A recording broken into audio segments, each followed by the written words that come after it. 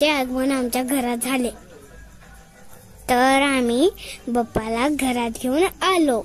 माझी आई माझ्या नानाचं औक्षण करती।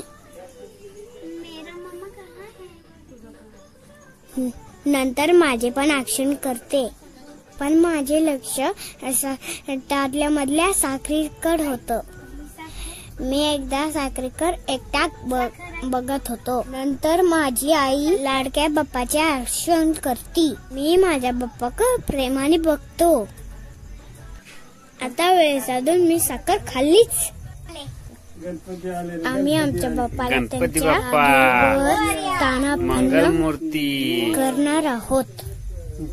नंतर गणपती बाप्पा त्यांच्या जागेवर तानापन्न झाले।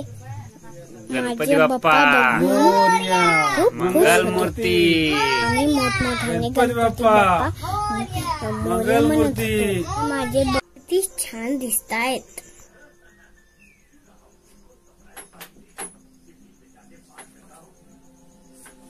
माझा